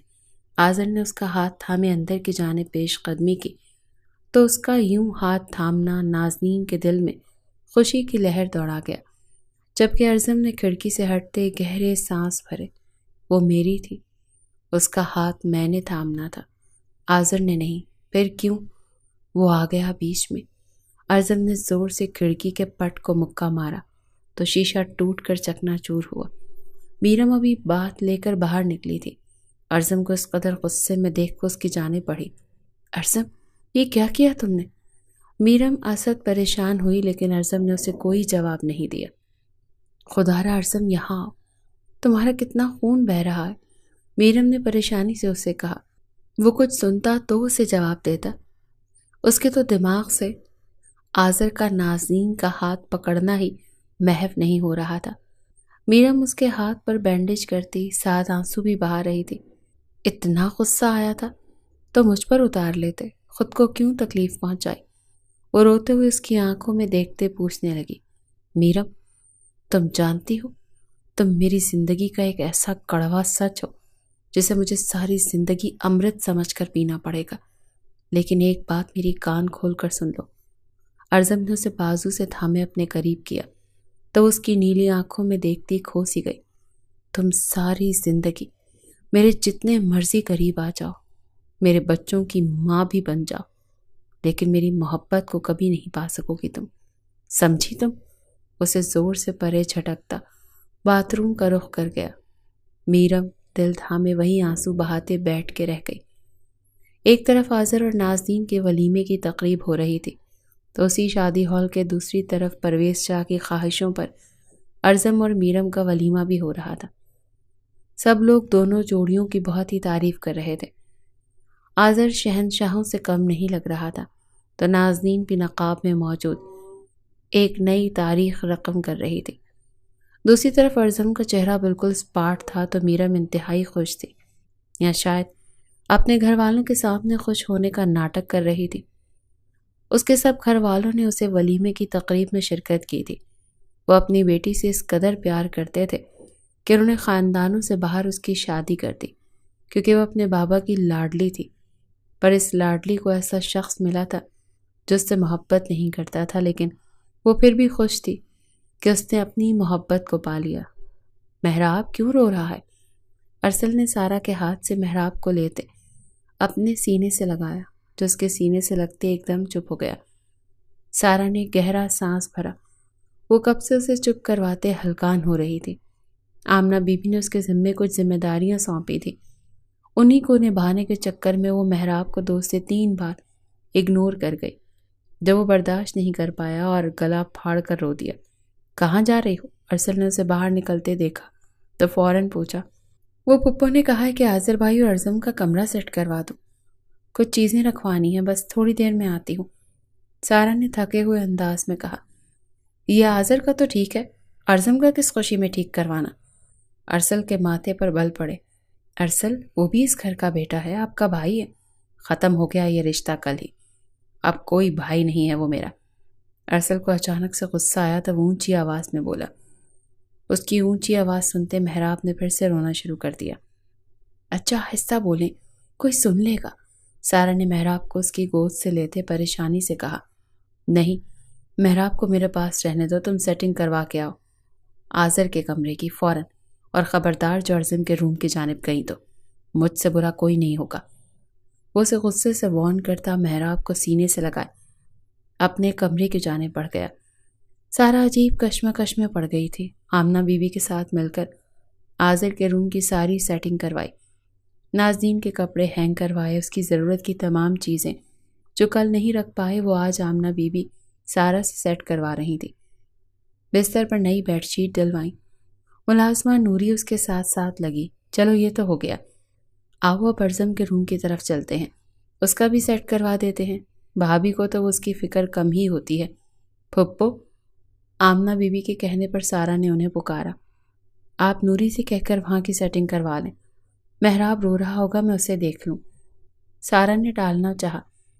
ارے سارا بیٹا، اسے کیا اتنی سمجھ، گھر کی عورتیں زیادہ بہتر سمجھتی ہیں، وہ بچی بھی ارمان لے کر آئی ہوگی، اس کا عمل وہ جانے، ہم نے اسے یہ احساس دلانا ہے کہ وہ خاندانی لوگوں میں آئی ہے، تو آ جاؤ بیٹا، تھوڑا سا کر لینے میں کچھ نہیں ہوگا، ثواب کا کام ہے۔ آمنہ پپو سے زبردستی اپنے ساتھ ارزم کے روم کی طرف لیے بڑھی تھی۔ وہاں کی سیٹنگ کرتے بھی کافی وقت لگ رہا تھا اور سارا کو یہی ڈر تھا کہ کہیں ارسل کو پتہ نہ چل جائے، اور وہی ہوا۔ وہ اسے ڈھونڈتا پہلے آذر کے روم میں گیا، وہاں نہ ملی تو ارزم کے روم کی جانب بڑھا، اسے وہاں دیکھ کر وہ آپے سے باہر ہو گیا۔ تمہیں منع کی تھے نا ایک بات، تمہیں سمجھ نہیں آئی؟ ارسل کی آواز اپنے عقب سے سنتی سارا ڈر کر اچھلی، اس کے ہاتھ میں پکڑا کانچ کا جگ زمیں بوس ہوا۔ ارسل، وہ پھپھو، سارا نے ڈرتے ہوئے کچھ کہنا چاہا۔ آمنہ بی بی ارسل کا غصہ دیکھ کر ایک دم چپ سی ہو گئی۔ ارسل بیٹا کیا ہوا؟ پھپھو، یہ میری بیوی ہے اور وہی کرے گی جو میں کہوں گا، چلو تم میرے ساتھ۔ وہ پھپھو کے ساتھ بھی روڈ طریقے سے بات کرتا۔ سارا کا ہاتھ پکڑ کے کھینچتا وہاں سے لے کر جانے لگا۔ راستے میں ٹوٹے کانچ کے جگ کی کرچیاں اس کے پاؤں میں پیوست ہو گئیں۔ وہ لب بھینچے سہ گئی۔ پھپھو نے دل پر ہاتھ رکھے اس کے پاؤں سے بہتے خون کو دیکھا۔ ارسل بیٹا رکو، بات تو سنو۔ انہوں نے اسے پکارا لیکن وہ انسنی کرتا نکل گیا۔ ارسل بھائی تو بہت غصے میں گئے ہیں۔ نوری کو بھی فکر ہوئی۔ نوری، کمرہ صاف کر دو جلدی سے۔ وہ آنسو ضبط کرتے باہر نکلی۔ انہیں سارا کی تکلیف پر دکھ ہو رہا تھا۔ ارسل نے اسے کمرے میں لاتے زور سے دروازہ لاک کیا۔ خاموش آنسو سارا کی آنکھوں سے نکلتے گالوں پر بہتے جا رہے تھے، لیکن لب بالکل ایک دوسرے میں پیوست تھے۔ تمہیں ایک بار کی کہی بات سمجھ نہیں آتی جو پھر بھی وہی کرتی ہو؟ ارسل محراب کے سوئے ہوئے وجود کو دیکھتا دبا دبا چلایا تھا۔ سارا نے ایک نظر بھی اسے نہ دیکھا تھا۔ وہ تو دروازے سے اندر آتے اپنے قدموں کے خون بھرے نشان دیکھ رہی تھی۔ تم سے بات کر رہا ہوں، سنائی نہیں دے رہا کیا؟ وہ اس کے یوں خاموش ہونے پر مزید سیخ پا ہوا۔ آئی ایم سوری، سارا نے ایک زور سے ہچکی لیتے نم لہجے میں کہا۔ ارسل یکدم اس کے آنسو دیکھتا چپ ہوا۔ اس کے آنسو؟ کیوں؟ وہ سمجھ نہیں پایا۔ ایک تو غلطی کرتی ہو اور اوپر سے آنسو بھی۔ ابھی اس کے الفاظ منہ میں تھے کہ ارسل کی نگاہ اس کے پیروں پر گئی، جہاں سے خون اب بھی رس رہا تھا۔ یہ کیا ہوا؟ وہ گھبرا کر گھٹنوں کے بل بیٹھا تھا۔ وہ کانچ پیروں میں لگے کتنے آرام سے کھڑی تھی۔ ارسل نے اس کا درد اپنے دل میں محسوس کرتے اسے فوراً اپنی باہوں میں اٹھا لیا۔ سارا تم؟ وہ دکھ سے کچھ بول ہی نہ پایا۔ اسے صوفے پر احتیاط سے بٹھاتے اس کے دونوں پاؤں سے کانچ نکالنے لگا۔ ایک کانچ کافی بڑا تھا۔ ارسل نے سارا کی جانب دیکھا، جس نے ابھی تک ایک سسکی بھی نہیں لی تھی۔ وہ اندر ہی اندر درد سہ رہی تھی۔ ارسل نے زور سے کھینچ کے اس کا کانچ نکالا تو سارا کی چیخ بلند ہوئی۔ ارسل نے اس کے لبوں پر اپنے ہونٹوں سے قفل لگاتے اس کی چیخ کا گلا گھونٹا تھا۔ آئی ایم سوری میری جان۔ وہ اسے اپنے سینے سے لگائے اب معافی مانگتا اس کے پاؤں کی بینڈیج کر رہا تھا۔ اب کی بار سارا نے اپنے آنسو نہیں روکے۔ وہ ہچکیوں سے رو رہی تھی اور اس کے آنسو ارسل کے دل پر گر رہے تھے۔ آج پہلی بار وہ اپنے غصے میں سارا کو تکلیف دے گیا۔ آذر کمرے میں داخل ہوا تو کمرے کو ایک نئے انداز میں دیکھتا زیر لب مسکرایا۔ آج وہ اس کے لیے سجی تھی، پور پور اس کے لیے سج سنور کر تیار ہو کر بیٹھی، اس کی سیج پر اس کا انتظار کر رہی تھی۔ آج آذر نے اپنے دل کی دھڑکنیں سنبھالے نہیں سنبھل رہی تھی۔ وہ دھیرے دھیرے چلتا اس کے قریب آتا، اس کا گھونگھٹ الٹ گیا۔ ماشاء اللہ، بے اختیار آذر کے منہ سے ادا ہوتے الفاظ پر نازنین نے اپنا چہرہ دونوں ہاتھوں میں چھپا لیا۔ اس کے اس انداز نے آذر کو اس کے قریب کیا تھا۔ وہ اس کے ہاتھوں کو چومتا اسے مزید شرمانے پر مجبور کر رہا تھا۔ یہ لے کے آیا ہوں، آپ کی منہ دکھائی۔ اچانک سے آذر کو یاد آیا تو اسے ایک رنگ کی ڈبی دیتا بولا۔ نازنین نے اسے کھولا تو ایک بہت خوبصورت رنگ دیکھ کر اس کے چہرے پر ایک بھرپور مسکان نے چھوا تھا۔ آپ پہنا دیں، نازنین نے اسے پیار سے کہا تو آذر نے اس کی مخروطی انگلی میں وہ رنگ پہنا دی۔ بہت پیاری ہے۔ نازنین نے اپنے ہاتھ میں اس رنگ کو دیکھتے آذر سے کہا، میری نازنین بھی تو بہت پیاری ہے۔ آذر اس کے دوپٹے کو ایک طرف اتار کے رکھتے اسے لرزنے پر مجبور کر گیا۔ آپ گھبرا تو نہیں رہی؟ آذر کے سوال پر نازنین کا رہا سہا کانفیڈنس بھی کہیں دور جا سویا۔ پلیز آذر، ایسے مت بولے، وہ روحان سے ہوتے ہوئی بولی۔ یار مجھے بھی ہو رہی تھی تھوڑی تھوڑی سی تو۔ آپ سے پوچھا؟ آذر نے اسے ایک آنکھ ونگ کرتے تکیا سر کے نیچے رکھے اس کے سامنے لیٹتے پیار سے دیکھتے پوچھا، آپ بھی نروس ہیں؟ نازنین کی بات پر آذر نے اسبات میں سر ہلایا۔ وہ بالکل بھی نروس نہیں تھا، لیکن نازنین کی نروسنس کو دور کرنے کے لیے وہ ایسے بول رہا تھا۔ اچھا، لڑکے بھی نروس ہوتے ہیں؟ نازنین نے حیرانی سے پوچھا۔ کیوں؟ لڑکوں کے پاس دل نہیں ہوتا یا ان کے جذبات نہیں ہوتے؟ آذر نے اس کی جانب ہاتھ بڑھاتے اسے اپنے پاس کھینچا تو وہ اس کے سینے سے آ لگی۔ دونوں کی نظروں کا پل بھر میں تصادم ہوا۔ آذر اس کے حسین چہرے کا طواف کرتے اس کے گلابی لبوں کو نظروں کے فوکس میں لیتا ان پر اپنا نرم گرم لمس بکھیرنے لگا۔ نازنین کی سانسوں میں انتشار برپا ہوا۔ آذر، لائٹس، وہ دھیمے لہجے میں منمنائی۔ آذر اسے تکیے پہ گرائے پاس سے ریموٹ اٹھاتے لائٹس ڈم کر گیا۔ وہ اب بھی گہرے سانس لے رہی تھی۔ آپ بہت خوبصورت ہیں نازنین، اللہ نے آپ کو خاص میرے لیے چنا، میں بہت خوش قسمت ہوں، وہ گھمبیر لہجے میں بولتا، نازنین کے ڈر کو دور کرتا، اسے پرسکون کر گیا۔ میرم کب سے ارزم کا انتظار کر رہی تھی۔ وہ اتنی رات گزرنے کے بعد بھی روم میں نہیں آیا تھا تو مجبوراً وہ کمرے سے باہر آتی اسے ڈھونڈنے کوریڈور سے گزرتی گارڈن میں آ گئی۔ وہ گارڈن میں بیٹھا سگریٹ پھونک رہا تھا، ہاتھ پہ وہی سپ والی بینڈیج ویسے ہی لگی تھی۔ ارزم، میرم نے اسے پکارا تو اس کی طرف گہری لال آنکھوں سے دیکھنے لگا۔ کیوں آئی ہو یہاں؟ وہ غصے سے بھڑک اٹھا۔ میرم نے گھبرا کر ادھر ادھر دیکھا۔ کمرے میں چلو، گھر والوں میں سے کوئی یہاں آ گیا تو کیا سوچے گا؟ میرم نے فکر مندی سے کہا۔ اچھا ہے نا، آئے۔ ارزم سگریٹ کو جوتے کے نیچے مسلتا تاکہ اسے بھی پتا چلے کہ دی گریٹ میرم خان کتنی پاک باز لڑکی ہے، ایک لڑکے کے کردار پر کس طرح سے کیچڑ اچھالا۔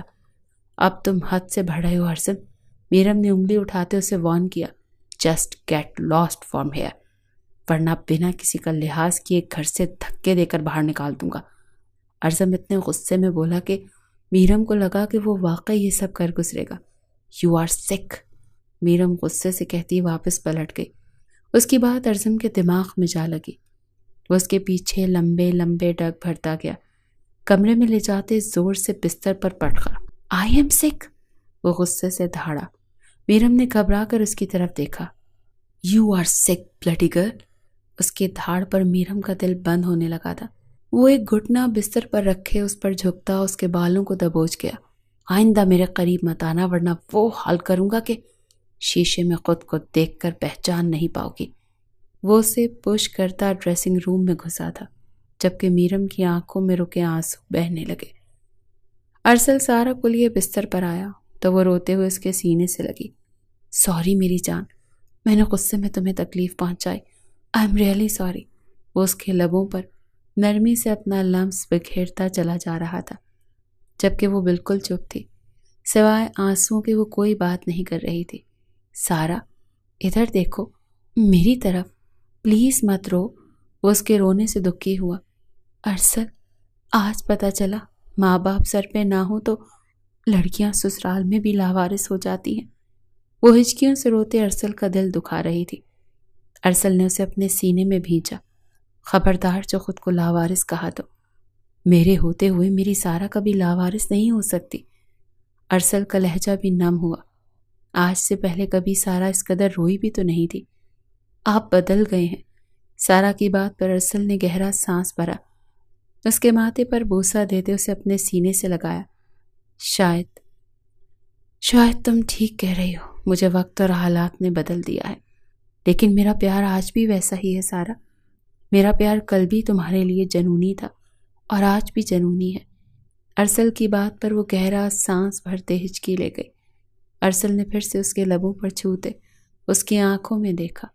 میں ناراض ہوں۔ سارا نے رخ پھیرا۔ میں اپنے بچے کو راضی کر لوں گا۔ وہ سارا کو تکیے پر لٹاتے اس پہ سایہ فگن ہوا کہ اسی وقت محراب جاگتا رو پڑا۔ بہت ہی غلط وقت پر جاگا ہے یہ۔ سارا کے چہرے کو مسکان نے چھوا۔ بھوکا سویا تھا، بھوک لگی ہوگی، لائے مجھے پکڑائیں اسے۔ سارا اپنا سارا دکھ غصہ ایک طرف کرتے محراب کے لیے باہیں واہ کر گئی۔ ارسل نے فوراً اسے محراب کو تھاما۔ تم اسے فیڈ کرواؤ، میں بابا سے بات کر کے آتا ہوں۔ اس کے ماتھے پر لب رکھتا محبت سے کہتا کمرے سے باہر نکلا۔ سارا مکمل اپنے بچے میں کھو گئی۔ ان کی شادی کو 1 ہفتہ ہونے کو آیا تھا۔ جہاں آذر اور نازنین ہنی مون پلان کر رہے تھے، وہاں میرم اور آذر کے بیچ ابھی تک کچھ بھی ٹھیک نہیں ہوا تھا۔ دونوں کے بیچ گہری خاموشی تھی، جیسے کوئی بہت بڑا طوفان آنے والا ہو۔ آذر اور نازنین 2 دن بعد ہنی مون کے لیے سوات چلے گئے، جبکہ میرم آنکھوں میں آنسو لیے کمرے میں آئی جہاں ارزم موبائل پر کچھ کام کر رہا تھا۔ میرم نے ڈریسنگ سے چیزیں اٹھا کر پٹخنا شروع کر دی۔ ارزم نے 1 سے 2 بار اسے گھوری ڈالی لیکن وہ باز نہ آئی۔ یس میں سب مارا، میں آپ کو تھوڑی دیر کے بعد کال کرتا ہوں، وہ آن لائن کسی سے فون پر بیزی تھا۔ کیا مسئلہ ہے؟ کیوں جاہلوں والی حرکتیں کر رہی ہو؟ ارزم نے غصے سے اٹھتا اس کے پاس آیا۔ یس، ہوں میں جاہل تو؟ وہ دو بدو جواب دیتی اسے سلگا گئی۔ کرتی رہو جو کرنا ہے میری بلا سے۔ وہ اسے روم میں اس کے حال پر چھوڑتا خود روم سے منسلک اسٹڈی روم میں جانے لگا۔ میں جانتی ہوں ارزم، تم کبھی بھی میرے قریب نہیں آؤ گے۔ تم اس لڑکی سے آج بھی اتنی محبت کرتے ہو جتنی شادی سے پہلے کرتے تھے۔ میں آپ دونوں کے بیچ میں آ گئی، لیکن تمہارے دل میں آج بھی وہی ہے۔ اپنی زبان کو لگام دو میرم۔ اگر میں کچھ کہہ نہیں رہا تو تم حد سے مت بڑھو۔ مجھ سے شادی کرنے کا ڈیسیژن تمہارا خود کا تھا، خود برباد ہونا چاہتی تھی تم۔ اب مجھ سے گلہ مت کرو۔ ان کی شادی کو 1 ہفتہ ہونے کو آیا تھا، لیکن دونوں کے بیچ میں پہلے دن والی ہی دوری اب تک قائم تھی۔ ارزم، تم بہت ظالم انسان ہو۔ تم سب کچھ دیکھ سکتے ہو، لیکن تم میری محبت نہیں دیکھ سکتے۔ ہاں، نہیں دیکھ سکتا، کیونکہ میں دیکھنا ہی نہیں چاہتا۔ میں وہ پل نہیں بھول سکتا جو تمہاری وجہ سے مجھے سہنے پڑے۔ اس کے لیے میں تمہیں سزا نہیں دی، کچھ نہیں کہا میں نے تمہیں، لیکن اس کا مطلب یہ نہیں کہ میں نے تمہیں معاف کر دیا۔ تو پھر مجھے معافی کیسے ملے گی؟ وہ سوال جو نہیں کرنا چاہتی تھی آخر ارزم سے کر ہی دیا۔ تمہیں معافی چاہیے؟ ارزم نے اس سے پراسرار انداز میں پوچھتے ہوئے تصدیق چاہی۔ میرم نے اس بات میں سر ہلایا۔ تو ٹھیک ہے، اگر تمہیں معافی چاہیے تو سب کے سامنے جا کر تم سب کو سچ بتاؤ گی کہ اس دن جو کچھ بھی ہوا وہ تمہاری اپنی وجہ سے ہوا، میرا اس میں کوئی ہاتھ نہیں تھا۔ میرے کردار کو پاک کرو گی تبھی میں تم سے بات کروں گا۔ ارزم نے اپنی شرط رکھی۔ اگر میں سب کے سامنے سب کو جا کر بول دوں تو کیا تم مجھ سے راضی ہو جاؤ گے؟ کیا تم مجھ سے محبت کرنے لگو گے؟ میرم اس کی آنکھوں میں آنکھیں ڈالے سوال کر رہی تھی۔ تم بولو، اس کے بعد بتاؤں گا۔ ارزم بھی اسی کے انداز میں بولا۔ اگر میں کہہ دوں گی تو کیا تم مجھ سے محبت کرنے لگو گے؟ وہ پھر سے پوچھنے لگی۔ شاید، ارزم نیم رضامندی سے بولا۔ میرم نے کچھ سوچتے ہوئے اس بات میں سر ہلایا۔ تو ٹھیک ہے ارزم شاہ، اپنی محبت اپنی جیب میں رکھو، مجھے نہیں چاہیے، میں ایسے ہی خوش ہوں۔ تمہارے نام کے ساتھ میرا نام جڑ گیا ہے، میرے لیے یہی بہت ہے۔ اور اس بھول میں تو تم مت رہنا کہ میں کسی کو جا کر کچھ بھی کہوں گی۔ میں میرم خان ہوں، ہار ماننے والوں میں سے نہیں۔ اسے ایک آنکھ ونگ کرتے ہوئے وہ تپاتی ہوئی دروازے کی جانب بڑھی، اور اسی پل ارزم کو اس پر اس قدر غصہ آیا کہ اس نے میرم کو کلائی سے پکڑ کر واپس اپنی جانب کھینچا اور اس کے بالوں کو تھامے اس کا چہرہ اپنے چہرے کے قریب کرتے اس کے نرم لبوں پر اپنے ہونٹوں سے قفل لگایا۔ میرم اس اچانک افتاد کے لیے تیار نہیں تھی۔ وہ اسے دھکے دیتے پیچھے ہٹا رہی تھی، لیکن وہ اس قدر شدت سے اپنا غصہ اس پر اتار رہا تھا، اسے ہونٹوں پر زخم دیتا وہ پیچھے ہٹا۔ I hate you، ارزم نے گہرے سانس بھرتے اس کے ماتھے کے ساتھ ماتھا جوڑا۔ And I love you till my last breath، میرم بھی اسی کے انداز میں بولی تھی۔ ارزم اس کے چہرے پر دیکھتا اس کی آنکھوں میں جلتے دیپ میں کھونے لگا۔ اس کی آنکھوں میں صرف ارزم کا ہی عکس دکھائی دے رہا تھا۔ ارزم کے گال پر لب رکھتی وہ پیچھے ہٹی۔ اس کے چہرے پہ مسکان تھی۔ آج اتنے دنوں کے بعد ارزم نے اسے چھوا تھا۔ تپتے صحرا کو جیسے بارش کی بوندوں نے بھگو دیا تھا۔ ارزم کی آنکھوں میں اپنی طلب دیکھ چکا تھا، اور اس وقت ارزم بھی اس نکاح کے بندھن میں بندھے اس رشتے کو اپنانے کا فیصلہ کر گیا۔ اس نے میرم کو بستر پر دھکا دیا تو میرم نے آنکھیں چھوٹی کرتے اسے دیکھا۔ میں نے تمہیں پہلے بھی کہا تھا ارزم ہاشمی، نفرت میں میرے قریب مت آنا۔ وہ تکیہ اسے مار کر پیچھے کو کھسکی۔ اب جب بھی تمہارے قریب آیا نفرت میں ہی آؤں گا، اور اس نفرت میں تمہیں جلا کر خاک کر دوں گا۔ ارزم کہتے ہی اس کے قریب ہوتا اس کو سخت ڈرا گیا۔ ارزم کے بچے، دور ہو جاؤ مجھ سے، میرم چلائی تھی۔ دور ہونے کے لیے تو شادی نہیں کی، اور ارزم کے بچے پاس آنے سے ہوں گے، دور جانے سے نہیں۔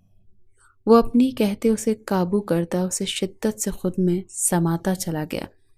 1 سال بعد آذر منہا کو بھی جان کو دے آئیں، پلیز مجھے تیار ہونا ہے۔ نازنین نے اپنے 1 سالہ بیٹی کو گود میں اٹھائے آذر کو پکارا، جو ابھی تیار ہوتا ڈریسنگ سے باہر نکلا۔ منہا کے بابا ہیں نا، منہا کو اپنے بابا کے پاس آئے گی۔ آذر نے نازنین کے گال پر ایک بوسہ دیتے منہا کو اس کی گود سے لیا۔ نازنین کے چہرے پہ گلال کھلے تھے۔ وہ اب بھی بہت زیادہ شرماتی تھی اور اس کا یہی شرمانا، لجانا آذر کو مزید اس کے قریب لے جاتا تھا۔ آپ اسے سنبھالے، میں آتی ہوں، سب مہمان آ گئے ہوں گے، ہم ہی لیٹ ہو گئے ہیں۔ نازنین نے اپنا ڈریس اٹھائے ہوئے کہا۔ جی جانب، ہم واقعی لیٹ ہو گئے ہیں، جلدی سے آ جائیں ورنہ حریفوں نے پہلے کیک کٹ کر لینا ہے۔ آذر نے منہا کے گال پر پیار کرتے نازنین نے کہا۔ آج ایک طرف آذر اور نازنین کی بیٹی منہا کی برتھ ڈے تھی تو دوسری طرف ارزم اور میرم کے جڑواں بیٹوں اسفند اور بازل کی بھی برتھ ڈے تھی۔ ایک ہی حویلی میں رہتے وہ سب اب اپنی اپنی کوتاہیوں سمیت ایک دوسرے کو قبول کر چکے تھے، لیکن ارزم اور میرم میں سر جنگ آج بھی کبھی کبھار چھڑ جاتی تھی۔ اسفند کو میں نے ڈریس اپ کر دیا ہے، بازل کو تم کر دو۔ وہ اسفند کو گود میں اٹھائے ارزم کے پاس آتے بولی۔ کیوں؟ بازل سوتیلا بیٹا ہے تمہارا؟ موبائل سے سر اٹھاتے وہ تڑکتے ہوئے بولا۔ بیٹا تو ایک بھی سوتیلا نہیں، لیکن شوہر لگتا ہے سوتیلا ہی ملا ہے۔ وہ جل کر بولی۔ اب نصیب تمہارے اتنے خوبصورت ہیں تو شکر تو بنتا ہی ہے۔ ارزم نے منہ بناتے اسفند کو اس کی گود سے لیا اور بازل کی جانب اشارہ کیا جو بستر پر لیٹتا، منہ میں انگوٹھا ڈالے چوستا مسکرا رہا تھا۔ وہ بہت ہنسمکھ تھا، جبکہ اسفند ہر وقت منہ پہ 12 بجائے رکھتا تھا اور گود کا عادی تھا۔ ارزم، میں بہت بری پیش آؤں گی، بازل کو تم تیار کرو گے، میرم غصے سے چلائی۔ ٹھیک ہے، سنبھالو اسفند کو۔ پھر وہ اسفند کو بستر پر لٹاتا بازل کو اٹھانے لگا۔ اس عمل سے اسفند نے گلا پھاڑ کر رونا شروع کر دیا، جبکہ ارزم اب بازل کو گود میں لی اٹھ گیا۔ میرم نے اسے کھینچ کر واپس بستر پر گرایا۔ ارے پاگل ہو گئی ہو، اب یہ اسفی کو لگ جاتی۔ ارزم نے بوکھلاتے ہوئے اسفند کو سنبھالتے ہوئے کہا۔ تم دونوں کو سنبھالو گے، میں تیار ہونے جا رہی ہوں، سمجھے تم؟ وہ اس کو انگلی اٹھا کر وارن کرتی پلٹی تھی کہ ارزم نے اسفند کو بھی بازل کے ساتھ لٹاتے میرم کو اپنی طرف کھینچا۔ وہ سیدھا اس کے اوپر آن گری۔ ارزم، وہ چلائی، چھوڑو بھی، تیار ہونا ہے مجھے، دیر ہو رہی ہے۔ وہ جھٹ پٹائی۔ اتنا پینک کیوں ہو رہی ہو جان؟ تمہیں بھی میں ہی تیار کر دیتا ہوں۔ وہ اسے جھٹکے سے نیچے کرتا، اس کے اوپر آتے اس پر سایہ فگن ہوتا، اس کو سسکنے پر مجبور کر گیا۔